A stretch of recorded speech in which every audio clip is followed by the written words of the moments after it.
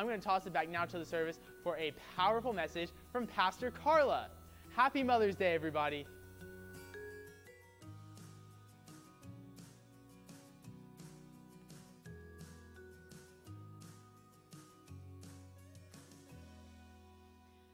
Well, good morning. I'm waiting for some lights here. Yes, thank you.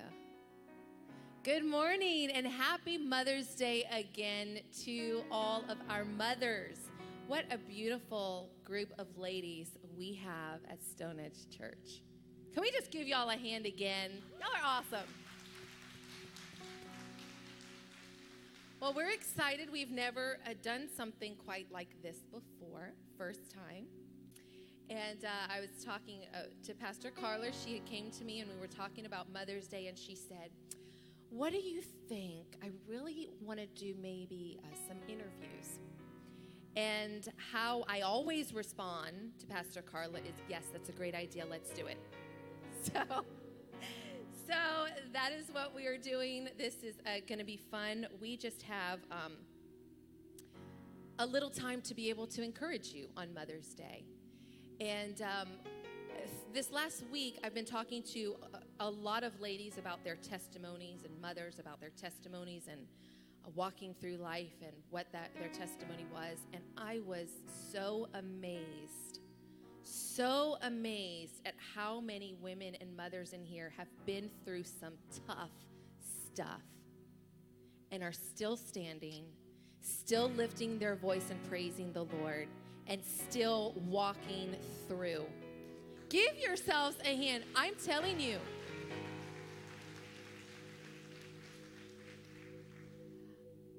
I could only choose a couple of ladies. But at some point, Pastor Carla, I think we should really have just a women's circle and share stories because they're phenomenal. They encouraged me, a lot of them. But this morning in particular, I chose two ladies as my special guests that are near and dear to my heart. Probably because they're on the worship team, y'all. No, truly because they are sweet, sweet ladies. If you know them, you know how beautifully adorable they are. The first one we have with us is Danny Gay. Give it up for Danny. Danny is usually everywhere and anywhere that you want her to go. She's also a part of our worship team. She's helped out and been so influential in youth to your kids and just a big part of Stone Edge. And then Tequila, who hasn't been with us very long, but long enough to know that she's super awesome and is on our worship team. And y'all, she can sing. She can sing. And she's just got a beautiful heart. So I chose these women based on their story and because I really like them. So, Danny, let's start with you. We're going to just get right into it. Tell us a little bit about your life. You grew up in church, right? Yeah, so I grew up in church. Since I was about 2 weeks old, Mama always had me in church. And her and my aunt loved to sing gospel music. So we would go to nursing homes and sing gospel music. Yeah. And then later on, we started doing prison ministry. And she took me into the prisons with her, and we sang in the prison ministry. So I grew up ministering and was homeschooled most of middle and high school. So we studied the Bible a lot, very in depth. So I had a lot of the Word grounded in me. Grew up, met Bobby. And he wasn't in church at the time, but he had kind of grown up in church with his grandparents. And so he quickly got back into church. Because he loves you. Yeah, he loves me. But we fell in love, got married very quickly. And about 6 weeks after we were married, we found out we were pregnant. And then we went to the doctor's appointment and found out it was twins. At 21. At 21. And so at 21, you got married. I know you had explained to me that you guys were like, how are we just going to make it as a couple, right, financially? Yeah. How are we going to do this? How are we going to do this? Yeah. And now we got a baby. And then how are we going to do this? We got not one baby, but two babies. Right. And they were, their names are Elena and Chrisley, right? So you got married, had babies. life's going good. Tell me a little bit about your story soon after you had babies. So I was working at the church. I was actually on staff with Chris Doherty. I saw him somewhere around here. So anybody that knows Chris, he's kind of ADD and all over the place. So this particular day, he was a little more than normal, but I just figured it's Chris, and he left and came back about 3 minutes later. He's like, go get in the truck. So he's like, everybody, get in the truck. So me and Stacy, she's on staff at the church, we get in the back seat, and the music pastor's in the front seat. Chris is driving, and he's driving. I'm like, so what's going on, Not really sure. And he's like, listen, something's wrong with one of the babies. And my heart immediately sank, and I just knew something was not right. And we got to the hospital and got in this little side room that I didn't know anything of at the time, but go in this little room, and we're sitting there for a few minutes and just kind of praying, thinking like, okay, work it out, God, you're working it out, it's going to be okay, and Chris looks at me, he's like, they don't think the baby made it. And I'm like dying inside. Bobby had just gotten there. Somebody had picked him up at the house, somebody he worked with, and just brought him. They were like, get in the car, let's go. So it was kind of, at the time, neither one of us knew what was going on, and we show up at a hospital, and they're like, they don't know if the baby made it. And we don't even know which baby they're talking about, but it doesn't matter. It's just your baby. And so we're sitting there, and just our hearts are breaking. We don't know who it is. We just know our hearts are hurting. And the doctor comes in, and he kind of confirms. He's like, we did everything we could. And they let us go back and see her. And, so we realized who it was. And, in the back of our minds, we don't even know where our other child is, but we're just so focused on this right now. And, I wanted to pick her up and hold her. And everybody's like, no, just come back in here. You need to come back in here with us. So we went back out front, and at this point, all of our family is in the waiting room, and we see Elena, and so I just go to Elena. And Chrisley was how old about this time? 3.5 months. 3.5 months. Something that totally came out of nowhere. You have these beautiful babies, Elena and Chrisley. Bring them to the babysitter. You go to work, and you get the news that you need to go to the hospital. Something's wrong. And then you lose Chrisley. You lose one of your babies. I can't imagine that loss. How did you at that moment get through it? How do you make it when something like that happens from one day to the next? I know, for starters, God was so good because he knew I had to have something to live for. And I'm like, he gave me two because he knew I needed Elena to physically push myself to live. But he had us so grounded as a child in my faith and in church. I had a support of just family that was always there. I'm praying for you. I'm interceding for you. We have your back. Whatever you need, let us know, And so many people that I didn't realize were in my life, they showed up. God had them show up. And, I feel like that's why it's so important when Jesus told us, don't forsake coming together with your family. Because when you go through tragedy, you need your faith family. They have you when you can't hold yourself up. And God has been good to just bring back all the things I learned as a child. I knew I could trust in him. I knew that his plans are better than my plans. His thoughts, his ways, they are better than I could plan for myself. And he knew, and he had me the whole time. When Danny and I were talking about this and what we were going to say this morning, how she was going to tell her story, obviously, years have gone by. How old is Elena? 12. Elena's 12. And so nearly 11 years have gone by since this happened. And yet, even though you move on, you never really stop thinking about that one that you've lost. So it wasn't all of a sudden you're okay, Danny. It was God's going to help me through this process day after day after day. And I love that we were able to cry together and share that story and kind of bear one another's burdens after we bounced off of each other. But that God saw you in the midst of that, and that he not only saw you, but he brought you through it. And when I met Danny 5 years, almost 6 years ago now, I had no idea.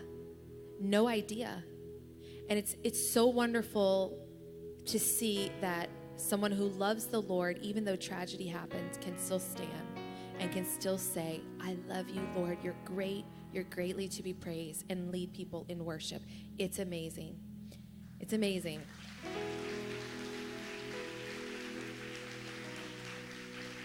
And even out of that, not only do you have Elena, but then God brought you Zoe. Zoe, you little fireball, right? And they're doing so great. So praise the Lord for that. Yes, Lord. All right. Tequila, I got some questions for you. So you were also raised in church, right? If I remember right, your grandmother was pretty kind of like your solid rock spiritual. Is that right? She was like the mother of everything. She was actually the mother of the church. So, yeah, she kind of, my entire family was really involved in church. But for as my grandparents, they were like more of that church. So you grew up in church. What was the beginning of your days like to adolescent? I grew up in church, singing, of course. I was a part of our youth group. As I got older, my mother and father, we moved to another church away from our church family. And I joined the worship team there and was in the choir. And at the age of 16, I met a guy. And 18, I got married. 20, I had a beautiful, beautiful, amazing son, Javion. That kid is awesome. My son is awesome, guys. My baby is awesome. So that was pretty much how everything started. Married, mm-hmm. Right? You got married and had a baby. And Mhm. then tell me a little bit about starting out in marriage. What was that like after you had just had Javion? You're married. What happens? Shortly after I had Javion, I found out that I was diagnosed with endometriosis. And just going through that, going through the pain of it. And really in the beginning, they didn't know what it was because I know it's been out for a long time, but they really just didn't just say, okay, this is endometriosis. They kept telling me to try to have another baby and all of that. So I got real sick, went to the hospital, ended up having a total hysterectomy. So At 20. I was about 23. 23 years old. And I just remember waking up in the room alone. My family had already left. But my then husband wasn't there. I was there alone. And once I got out of the hospital, I found out that there was some infidelity in our marriage. And just going through having this major surgery, not being able to have any more kids, and doing this alone. Of course, I had my family. They were there, but when you marry someone, that person is supposed to be your rock as well. And unfortunately, I didn't have that. It was just me and a little baby. Yeah. So you got married Mm-hmm. young, had endometriosis, total hysterectomy, had this beautiful baby boy, and at the same time find out that your husband is being unfaithful to you. Right. So what I found interesting about your story, Tequila, is that you think that it ends there, right? Unfaithful, and there. But you had mentioned that you guys then separated. You were separated for about, 7 years? Right. And no one knew. No one in my family knew. No one in the church knew. They all thought you were together. Absolutely. Everything was great. Right. When my mom would call me or when family would come by, I would call him and say, hey, you need to get here. My family's here and no one needs to know what's going on. And the reason I didn't let anyone know, it was because I felt shame. I'm singing every day on the praise team, leading people into worship, crying out to God. And in the midst of that, I'm broken. But I didn't want anyone else to know that. No, I didn't want anyone else to know that. I felt like I needed to be the strong person, because my family calls me and asks me to pray for them and intercede for them. So I couldn't let them know that I was going through something like that. I had to put on okay, I'm ready. Whatever you need, I'm here for you. I'm going to pray for you. I'm going to be there for you. But I was dealing with something myself. And I didn't want people to look at me as a statistic. Oh, she's another single mom raising a son on her own. So I hid that because I heard so much negativity about being a single parent, which is definitely not true. You can do it. Well, and something that was unexpected. This wasn't something that you had ever thought was going to happen. Oh, no. In your life. Get married, have a baby, husband's unfaithful. It was so interesting when you had said for 7 years, I kept this from everyone because I felt shame. Right. I didn't want to be another statistic. And then you also told me I didn't think having the hysterectomy that anybody would want me. Oh, yeah. During that time, because before I had the hysterectomy, there were some things going on, and I was like, okay, maybe I need to get out of this situation. But after that happened, I was like, okay, no other man will not want me, especially with the things that God promised me that my husband would be and things that he would do in the Lord. And I was like, God, there's no way. I can't give a man another child. So what? So many women pride on having kids. So I thought, okay, you have kids, that's the great thing, And if I couldn't give a man, especially if I marry someone who didn't have kids, the enemy, he plays jokes with you. Like, nobody else is going to want to deal with you. Nobody else is going to want you. But that is so not the plan of God at all. At all. So tell me about, you had told me that there was a moment you were separated. Mm-hmm. And years had passed. So many years had passed. You're raising Javion on your own in this time. And you said there was a moment in your prayers. Obviously, you're crying out to the Lord, but there was a moment in your time with the Lord that you had a conversation with him. Tell me about that. I went to church, and there was the man of God prophesied to me. And once again, he confirmed the things that my husband was and was going to be in God. So I'm going through all of this, and I'm like, God, really? So I went home and I'm crying. I'm like, God, you said that my husband is this. You said that my husband is this amazing man of God. You said that we're going to be this couple in the Lord, and this is not happening. What is going on? Why did you put this man with me? And God told me as clear as day, you chose him, not me. After that, I wiped my tears.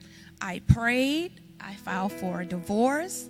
And it's so amazing how God just lays everything out. I left my home that we had together. I got an apartment. Jay and I did not miss a step. Everything was still falling together. And keep in mind, no one knew about this. And I finally told them when my divorce was final, I was like, you guys, I got a divorce. Yeah. And everyone was like, what?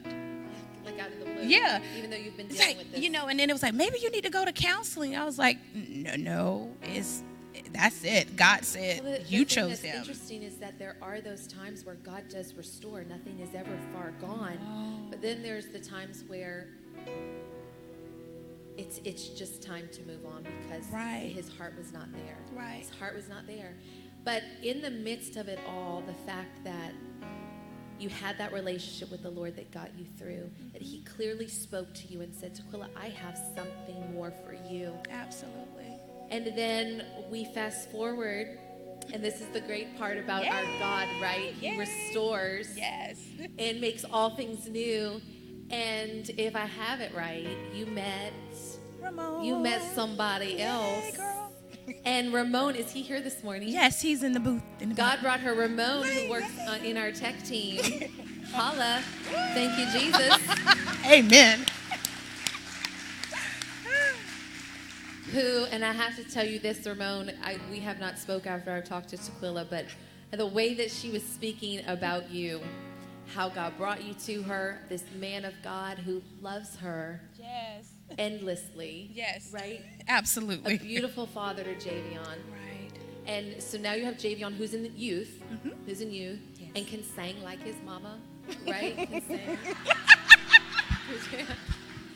Isn't that awesome? God restores. We go through these things, and in those moments of despair and distress, we cannot see what tomorrow or the next year is going to bring. But God says, just let me get you through it, and I'm going to bring things back to you. I'm going to restore what had happened to you. I'm going to make all things new. And so as I was talking to these ladies, you know, I was reminded of one of my own testimonies. And a lot of you have heard, I have mentioned briefly in different services of my journey of having kids and not being able to have kids. And it was 7 years of believing that I was going to have a child. And you know, we grew up in church. Brian and I grew up in church. We were on staff praising, worshiping the Lord. And it was one of those things that you get married. You know, we wanted a couple years of honeymooning before we had any children. And then you're like, okay, well, let's just start. And you never have in your mind that it's going to be difficult, or that you may walk through a season, or that you may be told you will possibly never have kids. And 7 Mother's Days. I hated Mother's Day. I could not stand it. A year went by, we didn't get pregnant. It wasn't that big of a deal because we weren't really trying. It was just whatever happens, happens.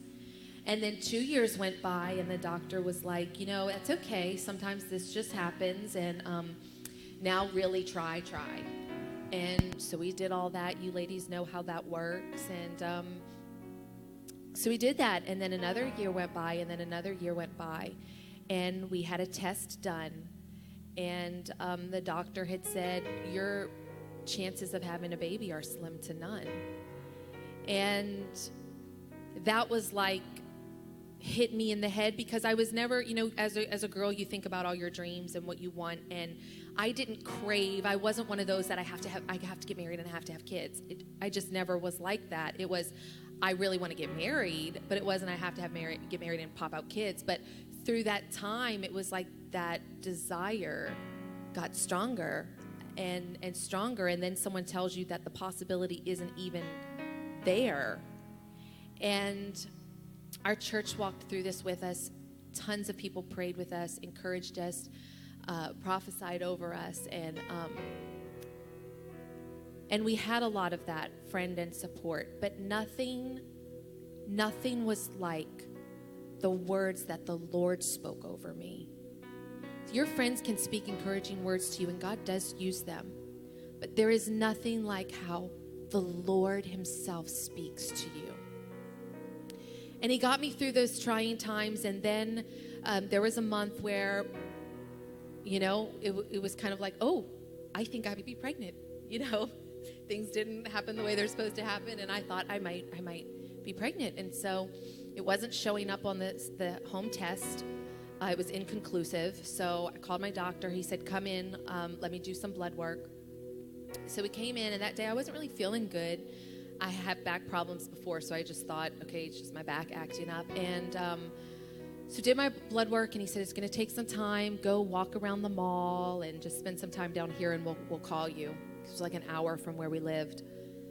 So we did that. We walked around, and I still wasn't feeling good. And we had gotten out the store, and I told Brian, I said, oh my goodness, you know, I'm not pregnant. It's my cycle. I'm not pregnant. This is why I'm feeling bad. And literally, I kid you not, you can ask Brian, literally after I had said that to him, my phone rang. And the nurse on the phone said, congratulations! You're pregnant, Rachel. And I said, that's not possible. That can't be right. And she goes, well, but impossible or not, you're pregnant. And I told her, I said, well, I just started my cycle. And she said, her whole demeanor changed. She was like, oh, baby, why don't you come into the office? You're losing the baby. And for me, it was that, for me, I had waited for so long. And to hear that I have something, and then I don't have something, kind of shook me for a while. And we went home just like any normal outing, and everyone's calling me, everyone's, telling me it's going to be okay. I remember specific words that my dad had said when he called me,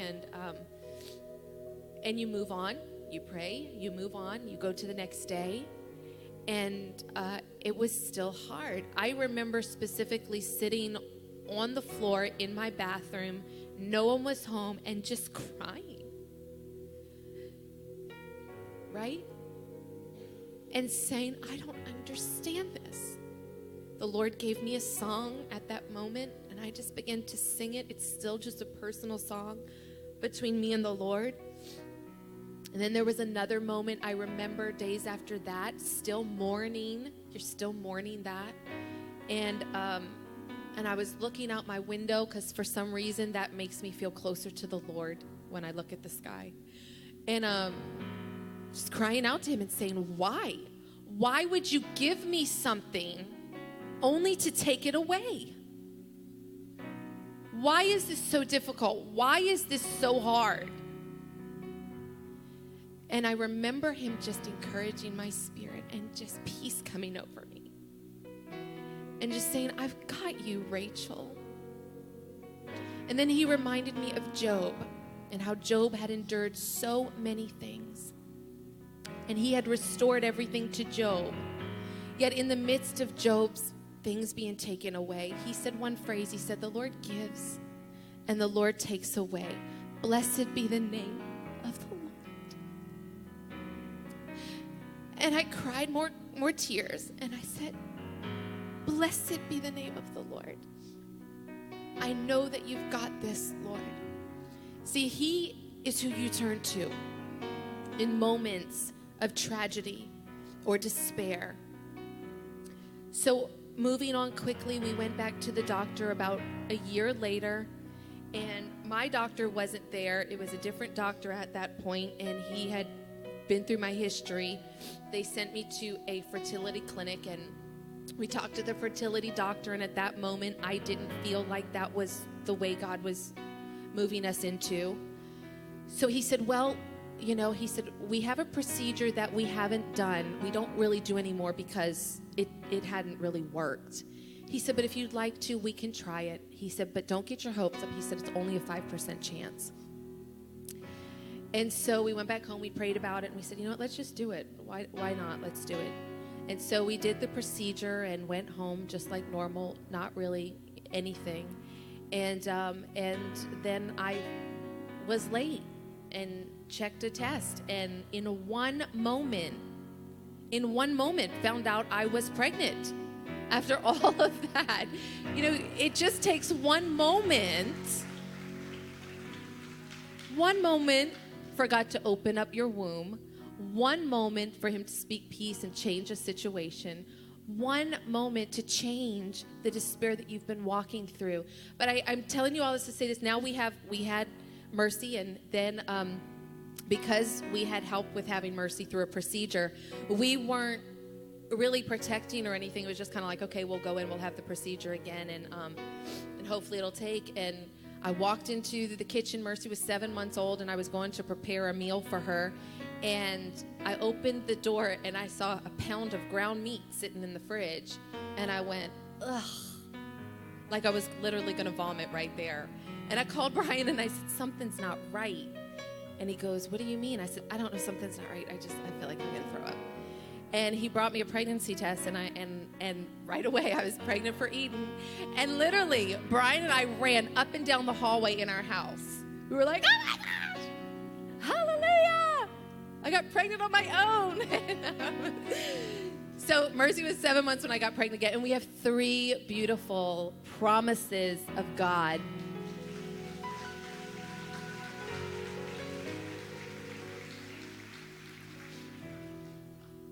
in a moment, he can change your situation.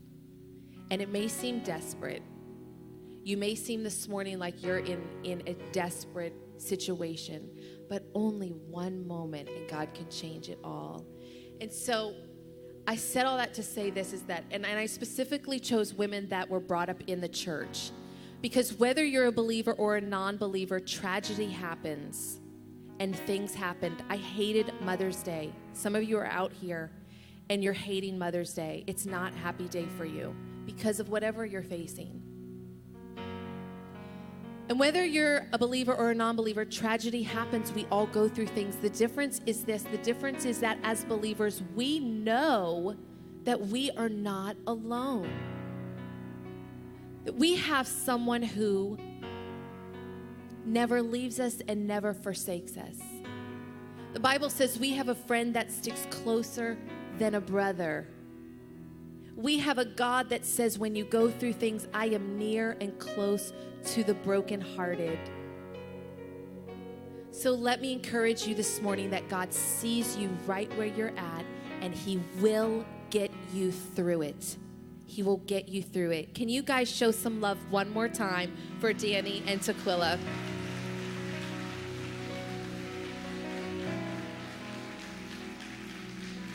You guys can start that video.